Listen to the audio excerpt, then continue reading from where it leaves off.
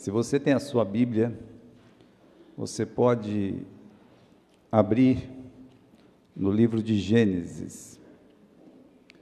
Gênesis capítulo 3 e versículo 9. E chamou o Senhor Deus a Adão e disse-lhe: onde estás? E ele disse: ouvi a tua voz soar no jardim e temi, porque eu estava nu e escondi-me. E Deus disse: quem te mostrou que estavas nu? Comeste tu da árvore de que te ordenei que não comesses? Então disse Adão: a mulher que tu me deste por companheira, ela me deu da árvore e comi. E disse o Senhor Deus à mulher: por que fizeste isto? E disse a mulher: a serpente me enganou e eu comi. Então o Senhor Deus disse à serpente: porquanto fizeste isso, maldita serás mais do que toda besta e mais que todos os animais do campo. Sobre o teu ventre andarás e pó comerás todos os dias da tua vida. E porei inimizade entre ti e a mulher, entre a tua semente e a sua semente. Esta te ferirá a cabeça e tu lhe ferirás o calcanhar. Hoje, o tema da nossa mensagem é força para vencer. Onde buscar a força, ou onde buscar forças em tempos difíceis. E nós vamos ver que Eva, ela tem muito para nos ensinar. A vida de Eva, irmãos, merece uma releitura. Ela foi a primeira vítima do diabo. Geralmente ela é lembrada como a primeira pessoa a pecar, e é verdade, porque ela desobedeceu a Deus. O que nós nos esquecemos é a forma que a Bíblia lembra aquele momento. A Bíblia lembra daquele momento assim, que ela foi a primeira pessoa enganada por Satanás. A palavra que a Bíblia usa é engano. Veja só, nós lemos aqui, o homem foi chamado a atenção por Deus: cadê você, Adão? Eu estou aqui, estava com medo, me escondi. Uai, você comeu da fruta que eu disse que não era para você comer? Ah, foi a mulher que o Senhor me deu aí esse fruto e eu comi. Já jogou a conta para a mulher pagar? E aí Deus olha para a mulher e diz: por que você fez isso? E ela responde assim, como está no versículo 13, lá no final: a serpente me enganou. Veja só como a Bíblia chama a investida de Satanás, chama de engano. Então, a palavra de Deus está dizendo aqui que Eva disse: ela me enganou. Deus poderia olhar naquele momento e dizer assim: não te enganou não. Mas a Bíblia diz, no versículo 14, que Deus olha para a serpente e fala assim: por que você fez isto? Ou seja, por que você enganou a mulher? E a serpente foi amaldiçoada por isso. Então Deus ele concorda com aquilo que foi dito pela mulher. A serpente me enganou e eu comi. E Deus fala para a serpente: por que você enganou ela? Ou por que você fez isso? Agora, 4.000 anos depois de Eva cair, um descendente dela, chamado Paulo, é o homem que mais escreveu cartas no Novo Testamento. São muitas cartas no Novo Testamento. Por 2 vezes ele lembra desse episódio. Ele lembra lá em 1 Timóteo, no capítulo 2, e ele também lembra em 2 Coríntios, capítulo 11. E quando ele lembra em Timóteo, ele fala: o homem não foi enganado, Adão não foi enganado, mas a mulher sendo enganada.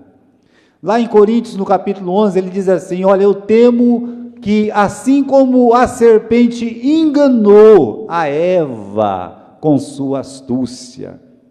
Veja só, então a palavra enganar é usada pela Bíblia, é usada pelo Espírito Santo.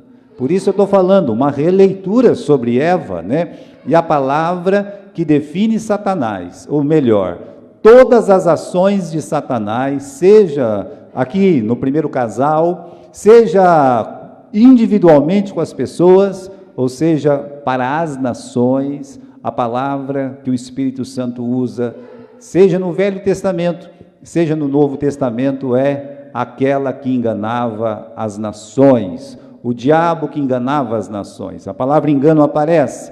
Então, desde que Eva caiu, o que nós temos aqui? No versículo 15, quando Deus ele pronuncia a sentença sobre a serpente, ele faz uma revelação, Deus ele faz uma profecia, ele diz: eu vou pôr inimizade entre ti e a mulher, entre a tua semente e a sua semente, esta te ferirá a cabeça e tu lhe ferirás o calcanhar. Então, desde que Eva caiu, ela ficou em luta, em batalha contra a serpente.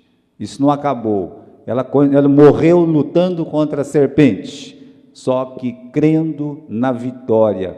Nessa vitória profetizada no versículo 15. Então é uma batalha profética, mas foi uma batalha na vida real, como nós vamos estudar hoje na história de Eva. Agora, que ironia, meus irmãos, a primeira pessoa que teve esperança de vitória neste mundo é a mesma pessoa que foi a primeira a ser derrotada neste mundo. Isso nos ensina que o primeiro derrotado é a primeira pessoa que crê numa vitória final. Ou seja, ela até poderia ser chamada de a campeã da esperança, mas nós vamos colocar assim: ela buscou força para viver. Mas então onde ela buscou força para viver? Essa é a resposta que nós vamos ter na nossa mensagem de hoje. Ela vai buscar força na palavra de Deus. Mas vamos continuar. Qual foi o maior erro de Eva? O maior erro de Eva foi não crer na palavra de Deus. Quando Deus já tinha dito: olha, da árvore do conhecimento do bem e do mal, dela não comerás, porque no dia em que dela comerdes, certamente morrerás. O que aconteceu? Eva, ela foi enganada, mas ela também não creu na palavra de Deus. Então ela só foi enganada porque ela não acreditou, porque ela duvidou. Teve aquele momento em que ela tinha que escolher entre a palavra que Deus disse, que se ela comesse daquela árvore ela ia morrer, e o que a serpente disse. O que a serpente disse? Certamente não morrerás, pode comer que você não vai morrer. E ela, em vez de acreditar na palavra de Deus, o que a Eva faz? Ela acredita na palavra da serpente. Ela é induzida pela concupiscência dos olhos, pela concupiscência da carne. Ela dá ouvido ao assovio da serpente. Então, meus irmãos, ela erra. O maior erro de Eva foi duvidar da palavra de Deus. E o que aconteceu? O erro, nós vimos isso, em outra lição, resultou em grandes perdas. Meus irmãos, nós vimos que ninguém perdeu tanto quanto o primeiro casal, não é? Porque o primeiro casal, ele perdeu a comunhão com Deus, que tinha no Éden, aquela presença real de Deus vir conversar pessoalmente com eles, perderam a santidade, eles perderam o paraíso. Olha, perderam o paraíso, foram expulsos do paraíso, é o que ensina o final do capítulo 3 para nós. Agora, se ninguém perdeu mais que o primeiro casal, teve alguém que perdeu mais entre o primeiro casal. Quem perdeu mais? O homem ou a mulher? Aí a resposta é fácil. Quem mais perdeu foi a mulher, porque a mulher, ela perdeu tudo isso. A comunhão com Deus, a santidade, ela passou a morrer como o homem também, e mais, perdeu o paraíso. E tem mais coisa para perder? Tem. Ela perdeu, por exemplo, a confiança do seu marido. E não somente a confiança do seu marido, ela perdeu a confiança de todos os seus descendentes. É o que Paulo escreve. Paulo não escreveu isso lá em 2 Timóteo? Até tem aqui, para a gente poder ler. Adão não foi enganado, mas a mulher, sendo enganada, caiu em transgressão. Então não foi fácil para ela, foi doloroso para Eva. Já pensou o próprio marido olhar e dizer assim: olha, a mulher que tu me deste por companheira, ela me deu e eu comi. Não é tanto pelo que ele disse, como é pelo abandono naquele momento. Quando ele recebeu a Eva, ele disse: esta é ossos dos meus ossos, carne da minha carne, todo feliz, todo alegre. Agora, ele olha para a sua mulher e diz assim: esta companheira aqui que o Senhor me deu, não é? Então ele está culpando a Deus também, hein? Mas ele está praticamente abandonando ela a essa sorte do juízo, a sorte da punição. E é dolorosa as palavras, mas tem uma coisa que dói mais do que as palavras, e nós sabemos, é o quê? É o abandono. E foi o que aconteceu, irmãos, quando ele disse isso: a mulher que tu me deste, ela me deu e eu comi. Então, o erro dela resultou em grandes perdas, e eu creio também que não é fácil carregar a culpa de tudo. Imagine o seu marido te culpando sempre, os seus filhos te culpando sempre, os seus netos te culpando sempre. Aí qualquer problema que acontecia fora do Éden, lá vem o Adão e disse: olha, você é culpada da gente ter saído de lá, viu? Se a gente está comendo aí essa miséria, se é um sofrimento muito grande na nossa vida, olha, se tem criança doente, se tem criança chorando, olha aí, se tem esse menino desobediente, esse Cainzinho aí desobediente, olha aí, o teu menino lá morreu, o Abel, olha aí, se não fosse você, eu estava pescando com vara de ouro lá no Rio Pison. Os homens falam isso, as mulheres também, quando elas acreditam, ou eles acreditam que o outro é culpado, e o outro às vezes é culpado, ele vai ouvir. E no caso de Eva, ela era culpada, o homem também, mas alguém tem que pagar a conta, e desde o começo, Eva, ela foi escolhida por Adão para pagar a conta. Então, irmãos, imagine o seu filho, o seu marido, os seus netos, todos eles dizendo isso: você é culpada, você é culpada. Como é que uma pessoa dessa vai se sentir? Bem, já é duro o peso da culpa, mas como a pessoa se sente? A palavra é fraca. A pessoa se sente fraca, ela vai se sentir a pior pessoa deste mundo, ela vai morrer por dentro, como ensina Davi, lá no Salmo 51, ele mesmo disse que ele estava morrendo por dentro. Agora, irmãos, qual seria o maior desejo de Eva? Já vimos que ela estava com aquela culpa, o Adão jogou para o lado dela mesmo.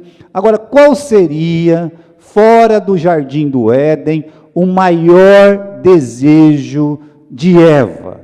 E eu creio que o maior desejo de Eva é o desejo de todas as pessoas que perdem alguma coisa.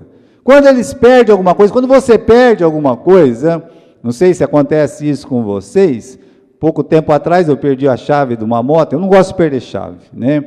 Porque geralmente quando eu compro um carro ou uma moto, sempre tem uma chave reserva que é original, e aquela era original. Então eu perdi a bendita da chave. E eu saí, eu fui uma vez, eu fui duas, três, eu tentei achar, não achei, não consegui achar, mas eu queria recuperar aquilo que eu tinha perdido. Isso é normal, as pessoas fazem isso. Então eu acredito que o maior desejo de Eva era recuperar tudo aquilo que ela tinha perdido por ter pecado. O que ela perdeu? Bom, nós vimos, ela perdeu a confiança do marido, correto? Ela perdeu o que mais? A sua comunhão com Deus. Tinha perdido. Se tem uma comunhão depois do Éden, não é igual a que tinha antes, quando ela morava no Éden. Mas tem uma coisa, irmãos, que era muito triste lembrar, quando ela perdeu a casa dela, quando ela perdeu o lar que Deus criou para ela e para o Adão, que é o paraíso. Já pensou você perder o paraíso? Deve ser uma coisa horrível. E você olhar para trás e tem dois querubins com espada flamejante, impedindo aquela passagem, fechando, a porta fechou para você. Às vezes, vamos supor, uma pessoa está muito bem empregada, está numa empresa grande, vamos dizer que vamos colocar mais alto, uma multinacional, ganhando muito bem, a pessoa está toda feliz, toda contente, aí ela faz uma grande bobagem lá, chama a pessoa no RH, leva a conta. Muito triste, né? É triste, mas é merecido levar aquela conta, ele merece. E aí, ele está saindo, né? Está indo embora. E quando ele está indo embora, ele olha para trás, aquela porta se fecha, ele não vai poder entrar mais lá, né? Talvez o sentimento dele é o quê? É esse, é recuperar o que perdeu. As pessoas desejam recuperar o que perdem. Veja aí no livro de Jó, capítulo 29 e versículo 2. Isso não sou eu, Jó está dizendo. E Jó é uma pessoa que perdeu tudo, e a gente podia até questionar o merecimento, tá bom? Porque o próprio Deus chamou ele de justo, um homem temente a Deus, reto, que se desviava do mal. Mas ele perdeu tudo. Ele perdeu a família, ele perdeu seus bens, ele perdeu tudo que ele tinha. E ele diz assim: quanta saudade eu tenho do tempo passado, ou dos meses passados, dos bons dias em que Deus me protegia do mal. No versículo 3 ele fala: ai, que saudade do tempo que a luz de Deus reluzia sobre a luz do meu rosto. Ele queria recuperar aquele dia, ele queria recuperar aquele momento, ele queria recuperar as coisas que ele perdeu. E nós sabemos que Deus deu tudo em dobro para o Jó, não é? Agora, coisas espirituais só podem ser recuperadas, escute bem, só podem ser recuperadas pela graça de Deus. Às vezes, pela força, pela astúcia, muita gente consegue recuperar alguma coisa, mas coisas espirituais não.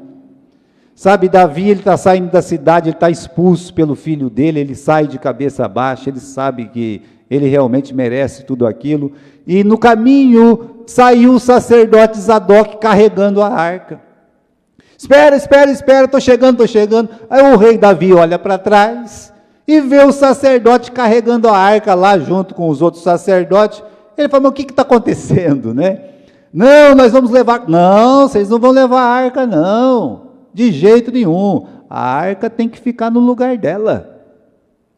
Se pela graça de Deus ele quiser que eu volte e veja a arca, aí sim, aí ele vai me colocar lá. Senão, não.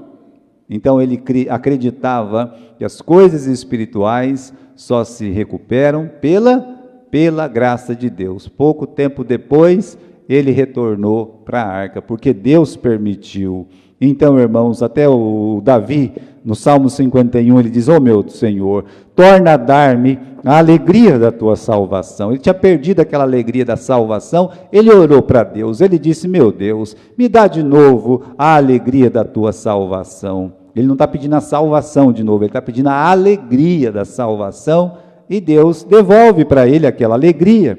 Então, irmãos, o maior desejo de Eva era recuperar o que ela perdeu, recuperar a confiança do marido, recuperar a comunhão com Deus, recuperar o paraíso. Agora, uma coisa interessante, o maior desejo de Eva também é o maior desejo de Deus. Qual é o maior desejo de Deus? Bom, Paulo fala para Timóteo que é a vontade de Deus que todo homem seja salvo. Agora, nós vamos ser salvos, nós vamos morar onde? No paraíso, não é assim? Então, o maior desejo de Deus é que eu, que você, que todos nós aqui, vamos acabar, meus irmãos, a nossa eternidade lá no paraíso. Aquele lugar maravilhoso de Apocalipse capítulo 21, capítulo 22, onde as ruas são de ouro. Lá, meus irmãos, não tem dor, não tem morte, não tem sofrimento, não tem lágrima, não tem pranto. Lá não tem nada disso. É lá que Deus quer que eu, você, todos nós, terminamos não, lá vai ser o começo, né? Porque lá é novos céus e a nova terra. Muito bem, vamos voltar aqui. O maior desejo de Eva era recuperar o que tinha perdido. Agora, quando ela foi expulsa, ela poderia ter deixado o Éden revoltada e deprimida, tomada pelo ódio, tomada pelo ressentimento. Ela poderia odiar Deus, porque Deus a expulsou do jardim. Ela poderia nutrir um ressentimento, uma mágoa do marido, sempre lembrando que o marido a abandonou na hora que ela mais precisou, que ela estava sendo julgada, e o marido virou as costas para ela. A hora que ela mais precisou daquele marido, o marido deu para trás. Então, ela poderia nutrir tanto ódio quanto ressentimento. E a gente podia ver, meus irmãos, pode ver, que ela poderia entender que o que Deus fez, Deus não foi justo. Ela poderia pensar assim, mas Deus nos expulsar do jardim, do paraíso, é só porque nós comemos numa árvore, do fruto daquela árvore, é muita injustiça. Isso não está certo, não. Ela poderia pensar assim. Ela poderia entender da seguinte forma: Deus está vingando, só porque a gente não obedeceu o que Ele falou. Olha que Deus vingativo, nos colocou para fora do jardim. Isso não vai ficar assim não. Sabe por que ela podia pensar isso? Porque o descendente dela, que era Caim, pensou isso. O Caim, quando Deus disse, olha, maldito serás, né? Então, quando Deus falou isso para Caim, e aí o Caim olhou para Deus e disse, ei, calma lá, essa sentença é maior do que eu aguento. Não, eu não mereço tanta coisa ruim assim não, é o que ele está dizendo, meu castigo é maior do que eu posso suportar. E sabe o que o Caim fez? Ele se afastou. A Bíblia diz que ele saiu da presença de Deus. Eu digo uma coisa para você, o Caim, ele morava no mesmo mundo que o Adão e a Eva, fora do jardim do Éden. O que isso quer dizer? Quer dizer que se a Eva quisesse, ela também sairia da presença de Deus. Porque o Caim saiu da presença de Deus, porque ele não concordou com a sentença de Deus. Se vitimizar, né? Sou eu contra Deus, sou eu contra o mundo, sou eu contra tudo e contra todos, tudo e todos contra mim. Ela podia pensar isso, né? Sair chutando latinha. Naquele tempo não tinha latinha, então saía chutando folhinha, né? Saía brava lá contra Deus. Ou se não, ela fraca, ela poderia cair em profunda depressão, ficar doente e dizer, eu não quero saber de mais nada, pronto, e acabou, não quero saber de mais nada. Agora, irmãos, como é que a Eva se comportou fora do Éden? Está vendo só? Ela poderia fazer como Caim, mas como é que ela se comportou? Antes de cair, Adão conversava mais com Deus do que Eva. Tá? Deus conversa com Adão, mais com Adão. A única conversa que Eva tem com Deus é quando Deus pega a orelha dela e chama atenção, não é verdade? Mas e fora do jardim? Ela é a única que conversa com Deus. Ela fala, ainda que terceirizando essa conversa, quando nasce o Caim, ela agradece a Deus. Quando nasce o Sete, é a Deus que ela levanta a sua voz. Então, ela, meus irmãos, se comporta conversando com Deus, cumprindo as suas ordens. É a alma falante lá fora do Éden. Ela está no projeto, e o projeto que ela está é o projeto de Deus. Antes de cair, Deus deu um projeto, vocês vão crescer e vocês vão multiplicar. Muito bem, fora do Éden, ela resolveu cumprir a ordem. E olha, essa ordem seria cumprida com sofrimento. É com dor que você vai cumprir essa ordem, pois ela obedeceu. A Bíblia diz que ela teve 1, 2, 3 filhos nomeados, e no capítulo 5, no livro aqui, você pode ver comigo no capítulo 5 de Gênesis, vamos encontrar rapidamente o versículo, no versículo 4, diz que Adão, depois que gerou Sete, ele viveu 800 anos, e ele gerou filhos e filhas. Imagine quantos filhos ela teve, imagine quantas filhas ela teve. Sabe por quê? Porque depois que ela caiu, depois que ela foi expulsa do jardim do Éden, ela está dentro do projeto de Deus, ela obedece a Deus. Ela poderia ter caído e dissesse, eu não vou ter mais filho porque dói muito, eu não vou ficar sofrendo não. Ela poderia, porque nós podemos fazer isso. Mas ela não apenas cumpre as ordens de Deus, quando ela recebe os filhos, ela agradece a Deus pelos filhos. No capítulo 4, no versículo 1, diz que conheceu Adão a Eva, sua mulher, e ela concebeu, e teve a Caim, e ela disse: eu alcancei de Deus um homem. Sabe o que significa essa frase? Essa frase significa: Deus me deu um presente. Ela está agradecendo a Deus: obrigado, Deus, eu alcancei de Deus, Deus me deu um homem, Deus me deu um varão. E aí teve o Abel, e depois o Caim matou Abel, e quando Caim matou Abel, ela ficou grávida de novo. Talvez ela já estava bem mais velha, mais cansada, decepcionada por muitas coisas, mas no capítulo 4, no versículo 25, ela diz assim: tornou Adão a conhecer a sua mulher, ela teve um filho e chamou seu nome Sete, porque ela disse: Deus me deu outra semente. Olha a palavra semente aqui. Deus me deu outra semente no lugar de Abel, que Caim matou. Sabe o que isso quer dizer? Que ela está agradecendo, ela tem um coração grato, ela está obedecendo, ela está agradecendo, ela é a grande companheira do Adão. Um homem não vive 950 anos, aí no capítulo 5, versículo 5, fala que ele viveu 950 anos, é muito tempo, 930, perdão, tá errado aqui, mas é 930 anos. Se a mulher não cuidar direito dele, ele não vai viver 930 anos, me desculpa, né? Mas essa que é a verdade. Ele foi muito bem cuidado pela Eva. E diga-se de passagem, a Eva, ela teve muitas bênçãos fora do Éden. A gente tem que ter essa releitura, né? Pelos filhos que ela recebeu. Eu falei para vocês, só nomeados são os 3, Caim, Abel e Sete. Pelos filhos, pelos netos, pelos bisnetos, tataraneto, não sei lá mais neto, né? Porque eles viviam 900 anos, então tinha muito neto para comemorar, bisneto para comemorar. Para quantas crianças ela podia olhar e falar de Deus para essas crianças, sendo vó, bisavó, né? Ainda o privilégio de ter um filho como Abel. Já pensou? Abel, meus irmãos, devia ser um tesouro de filho. Ela teve o privilégio de ser mãe do primeiro justo, porque a Bíblia fala isso, lá no livro de Hebreus. Ofereceu um melhor sacrifício do que Caim. Ela podia ver parte da família servindo ao Senhor.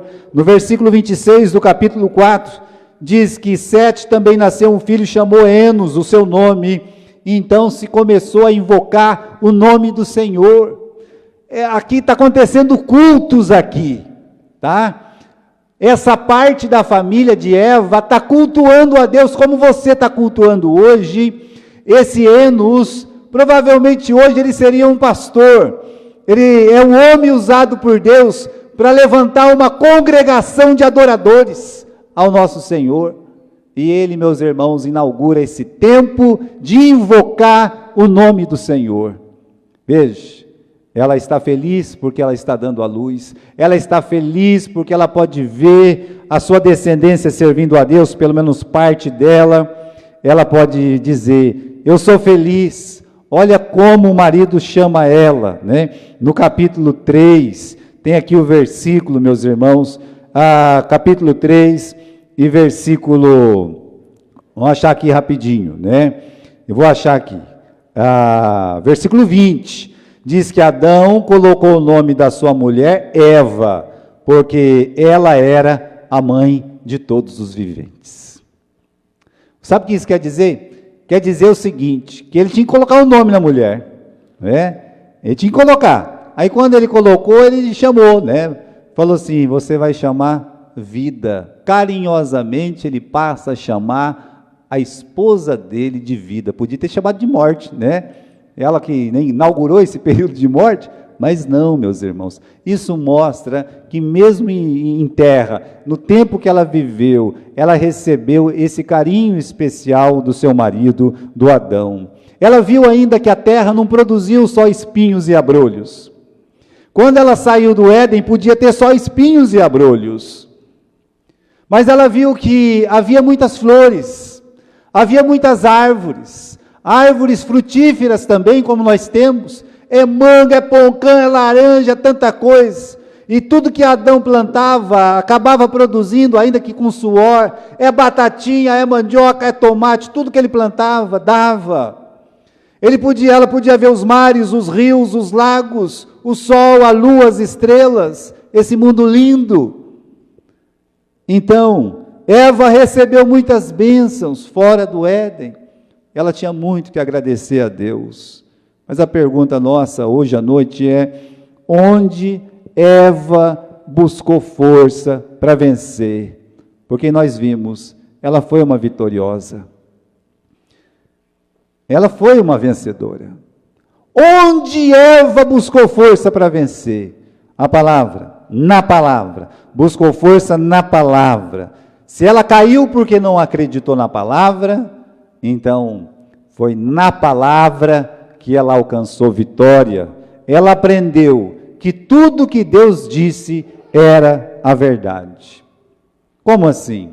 Quando ela teve o Caim, muita dor. Deus é verdadeiro. Deus disse que eu ia sentir dor, e eu senti dor mesmo, né? Ela via o marido dela chegar cansado todos os dias, suado, queimado do sol, com as mãos machucadas. E ela olhava e podia dizer: Deus é verdadeiro. Deus disse que ia ser assim, e assim é. Deus só fala a verdade. Quando ela estava lá no quintal, mexendo no quintal, alguma coisa, aparecia uma serpente rastejando, aquela praga daquela serpente. Mas quando ela conheceu a serpente não rastejava, lembra? E toda vez que ela trombou com uma serpente, ela podia olhar e dizer: Deus fala a verdade.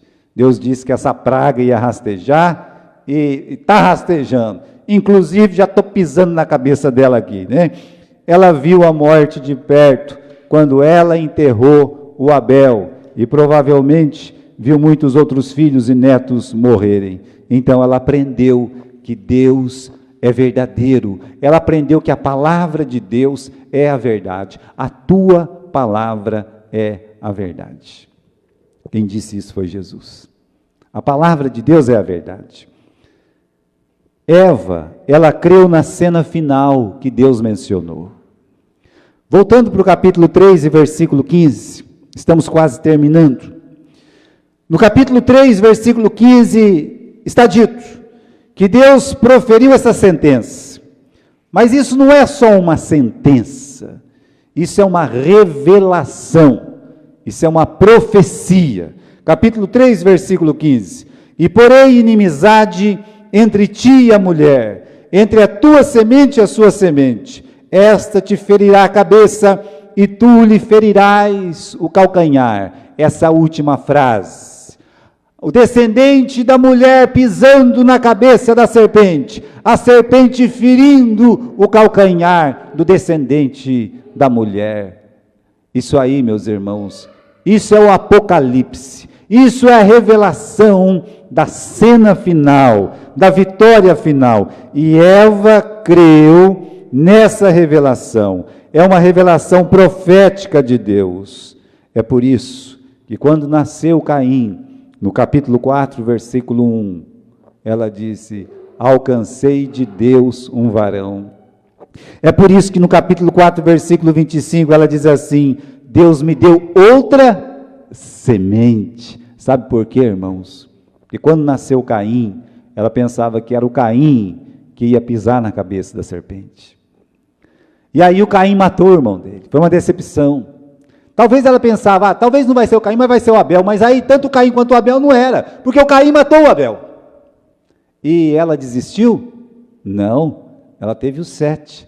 E quando nasceu o 7, ela disse: Deus me deu outra semente, e eu não vou desistir. Ela está dizendo isso, não é a última semente, é outra semente no lugar de Abel que Caim matou.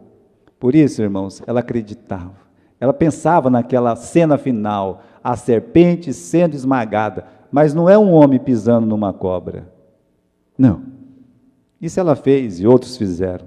A cena final, o descendente dela, um filho de Eva, destruindo Satanás, acabando com o diabo, pisando no diabo, o diabo que engana todo mundo.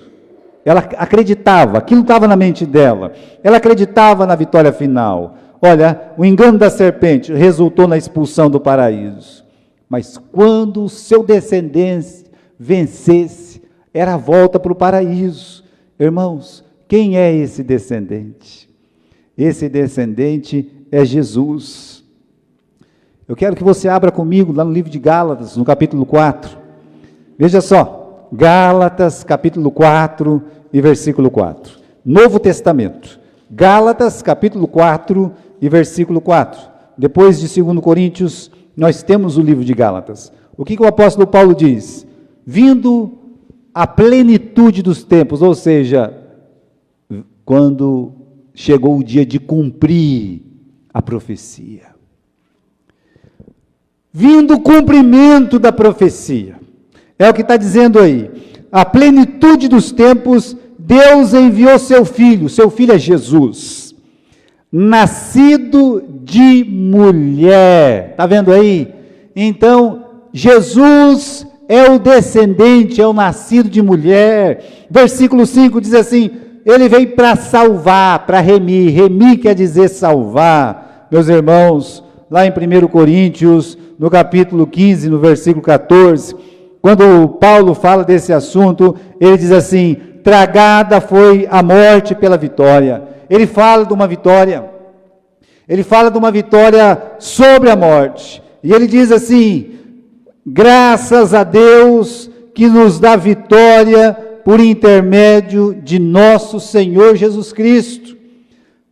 Aonde está a vitória? A vitória está no nosso Senhor Jesus Cristo. Olha o que diz aqui embaixo, né? Ele derrotou a serpente, tá? E a vitória está sobre Jesus, né? É 1 João, capítulo 3, versículo 8. Não sei se tem na live aí, mas aqui, infelizmente, não tem, né? Mas em 1 João, capítulo 3, versículo 8, diz o quê? Diz que Jesus, ele veio para fazer o quê? Para desfazer as obras do diabo. É para isso que Jesus veio. Ele veio para desfazer as obras do diabo. Então, irmãos, a vitória final, né, está com Jesus. Jesus é o descendente esperado por Eva. Jesus vai destruir totalmente a serpente. Aqui nós estamos no capítulo 3, capítulo 4, no começo da Bíblia. E a serpente está lá, parece que está ganhando. Agora eu convido você para abrir lá no fim da Bíblia. Então vamos abrir lá. Lá é o final. Tá bom. O que acontece no final? No final é o final, uai, né? É a cena final do filme. Quando você paga uma entrada lá no cinema, você fica 2 horas para ver o quê? A cena final. Eu lembro que a gente era menino, né? E a gente foi assistir aquele filme Karate Kid, né? E aí a molecada ia assistir no cinema, era um monte de molecada, né? Tinha a primeira sessão, segunda sessão, o filme era bom na época, né? E aí então tem aquela cena final que ele dá um telequete no pé da lata do outro, o outro cai. Eu me lembro que naquele momento, não sei, né? Acho que no cinema não acontece mais isso, né? Mas a molecada ficava de pé aplaudindo, sabe? Ele ganhou, é claro que ia ganhar, é o mocinho da história, não é? É ele, é o mocinho, não vai perder, não é assim que acontece sempre? Pois bem, a Eva, ela acreditou nessa cena final que nós vamos ler, no capítulo 20, no versículo 2, diz assim, aquele anjo foi enviado, prendeu o dragão, a antiga serpente que é o diabo e Satanás, e amarrou-o por 1000 anos. Então o que está acontecendo aqui no versículo 2? Satanás, ele está sendo amarrado. Satanás, ele é chamado do que aqui? Ele é chamado de a antiga serpente. Esse é o momento que a Eva tinha na sua mente. A fé de Eva alcançou. Por isso ela disse, eu alcancei do Senhor um varão. Por isso ela disse, quando nasceu Sete, Deus me deu outra semente. Ela esperava que um dos seus descendentes ia prender o diabo. E no versículo 20, nós temos mais, 20 não, no versículo 10. E o diabo que os enganava foi lançado no lago de fogo e enxofre, onde está a besta, o falso profeta, e de dia e de noite serão atormentados para todo sempre. Essa é a cena que ela viu. A vitória final, a batalha final, a vitória de Jesus Cristo. Jesus Cristo é o descendente de Eva, e Eva acreditou. Por isso, meus irmãos, ela buscou força na palavra de Deus, na promessa que Deus fez, que ela seria vitoriosa no final. Ela não viu, mas lá no céu onde ela está, ela já sabe disso. A vitória final sempre vem com Cristo. Quando você está aqui, no capítulo 20, eu quero que você leia o capítulo 21, versículo 1, eu vi um novo céu, uma nova terra. O que está acontecendo? Bom, a serpente nos tirou do paraíso, mas quem nos leva de volta para lá? Jesus. Jesus nos leva de volta para o paraíso. A vitória demorou, mas ela veio, ela foi completa.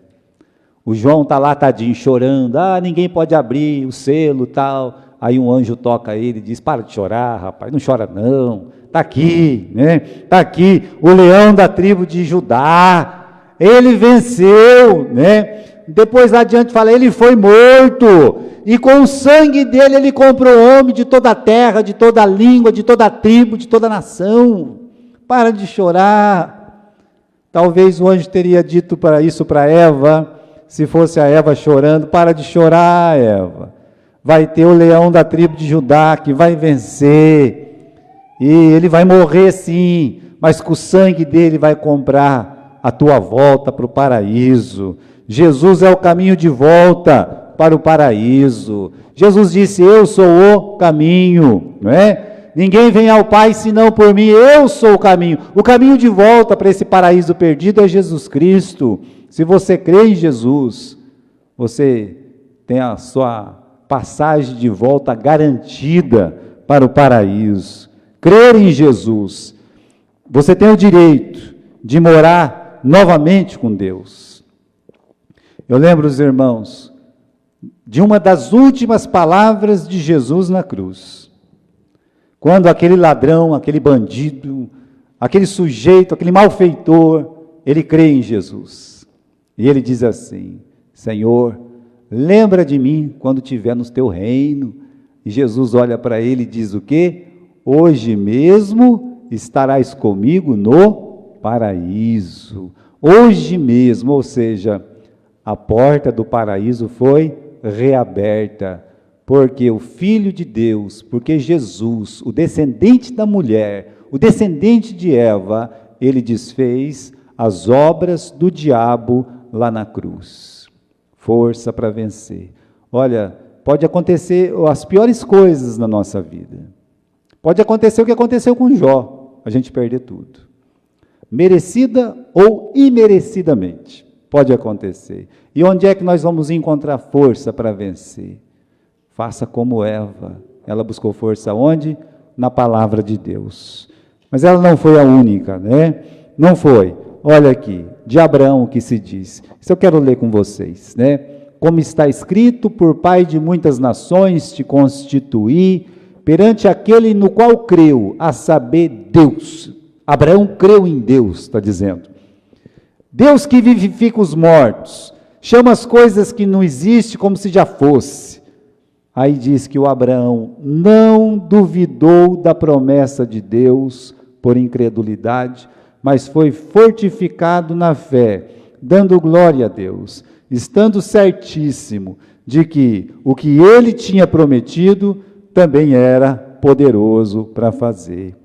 O Abraão, ele se fortaleceu na fé, ele se fortaleceu na palavra de Deus. Então, pode acontecer a coisa pior na sua vida, mas se você olhar para a Bíblia, se você olhar para a palavra de Deus, você vai encontrar uma promessa. Aí você vai ter que escolher, se quer caminhar debaixo da promessa de Deus, força para vencer, o caminho da vitória, que é a palavra de Deus, ou se você vai se zangar, se entristecer, se aborrecer. É com você. mas a palavra de Deus manda você crer em Jesus Cristo, que é a solução de todos os nossos problemas. Amém?